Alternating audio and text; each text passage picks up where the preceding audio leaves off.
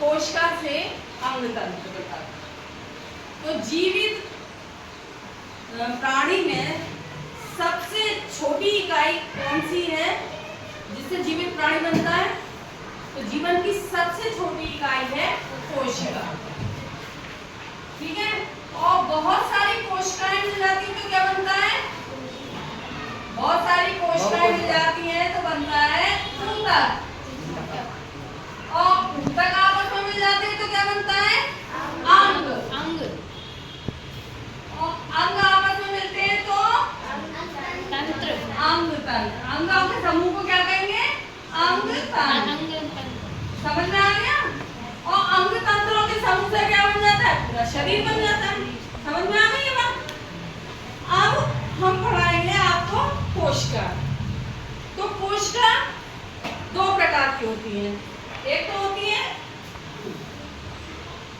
एक कोशिका होती है, एक कोशिक जीव होती है, और एक होते हैं बहुकोशिक जीव। जीव दो प्रकार के, एक कोशिक जीव और बहुकोशिक जीव। और कोशिका दो प्रकार की कैसे होती है? कोशिका दो प्रकार की ऐसे होती है क्योंकि जिसमें केंद्रक नहीं होते वो प्रोकैरियोट्स होते हैं, ये पढ़ा चुके हैं हम। और जिनमें केंद्रक पाया जाता है वो होते हैं यूकैरियोट्स। यूकैरियोट्स, ठीक है। अब बहुकोशिकीय जीव क्या होते हैं? यूकैरियोट्स। तो प्लांट भी कोशिका से मिलकर बने होते हैं और जीव जंतु भी कोशिका से मिलकर बने होते हैं, लेकिन इनकी कोशिकाओं में क्या अंतर होता है? तो ये हम आपको समझाएंगे कि कोशिकाओं में क्या अंतर होता है और कोशिका के अंगों के कार्य क्या है। वंशिका और उसका नाम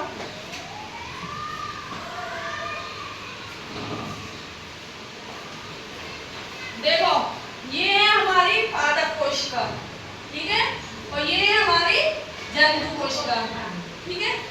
अब इसमें आपको अंग दिख रहे हैं, इसमें आपको दिख रहा है केंद्रक, दिख रहा है केंद्रक, कोशिका झिल्ली, राइबोसोम, अंतःप्रदर्भी जालिका, गोल्गी काय, सेंट्रोसोम, कोशिका द्रव्य, माइटोकॉन्ड्रिया, रिक्तिका, कोशिका भित्ति, क्लोरोप्लास्ट, लाइसोसोम। दिख रहे हैं आपको? अब हम एक एक करके सब चीजें आपको समझाते हैं। देखिए, इसमें कोशिका भित्ति पाई जाती है, किसमें? पादप कोशिका में। पादप कोशिका में कोशिका भित्ति पाई जाती है, जबकि जंतु कोशिकाओं में कोशिका भित्ति नहीं पाई जाती। इसमें कोशिका भित्ति पाई जाती है, इसलिए इसका आकार निश्चित होता है, लेकिन जंतु कोशिकाओं का आकार निश्चित नहीं होता। समझ में आ गया? और इसके बाद है ये कौन सी है? कोशिका झिल्ली, ठीक है, जो कि जंतु कोशिका में भी पाई जाती है और पादप कोशिका में भी पाई जाती है। कोशिका झिल्ली किस चीज से बनी होती है? सेल्यूलोज से। किससे बनी होती है? सेल्यूलोज से। अब एक कोशिका झिल्ली के बाद क्या आता है? द्रव्य। इसमें जो जल भरा रहता है, दोनों कोशिकाओं में भरा रहता है, तो इसको क्या कहते हैं? कोशिका द्रव्य। कोशिका द्रव्य से क्या होता है?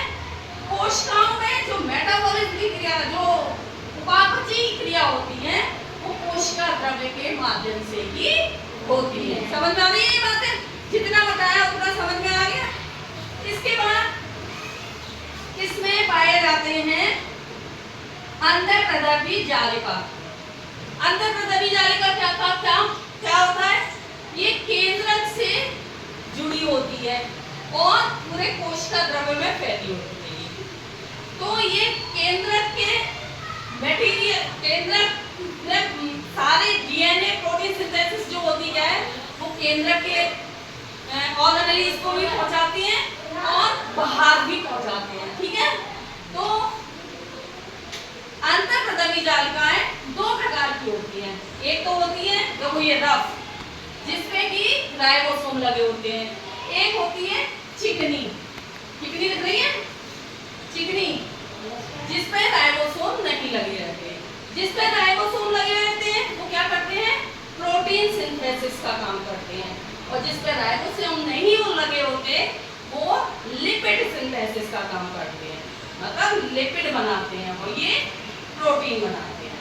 ठीक है, इसके बाद आता है माइटोकॉन्ड्रिया। माइटोकॉन्ड्रिया को कहते हैं ऊर्जा घर, कोशिका का ऊर्जा घर, क्योंकि यहाँ पर भोजन का पाचन होता है और यहाँ पे ऊर्जा बनती है, एटीपी के रूप में ऊर्जा बनती है, और ये ऊर्जा का भंडारण भी करते हैं। देखो ये है माइटोकॉन्ड्रिया, इसमें ये आया, ये ऊर्जा का भंडारण करते हैं, इसलिए ये कोशिका का ऊर्जा घर कहलाते हैं।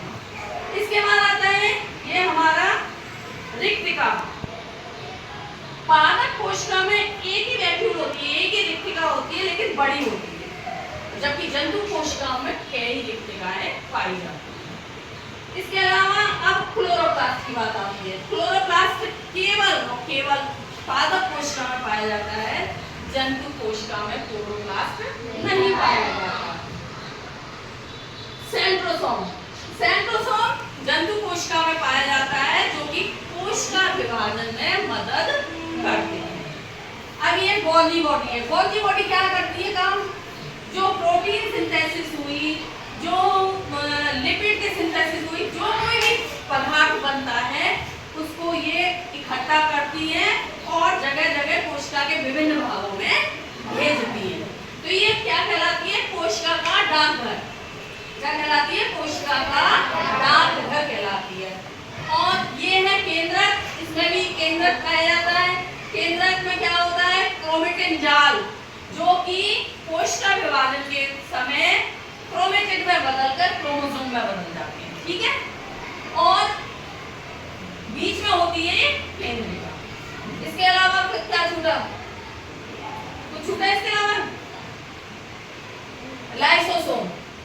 लाइसोसोम क्या है, लाइसोसोम जो कोशिका को चीजें जरूरत नहीं होती उस चीजों का पाचन करता है।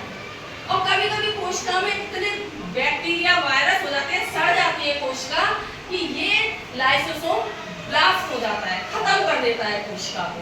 तो इसीलिए लाइसोसोम का आत्मघाती थैली भी कहते हैं।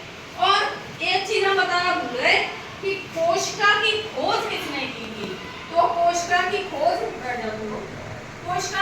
की है रॉबर्ट हुक ने।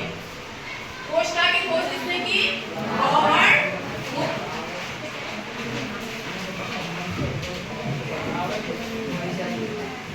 ठीक है,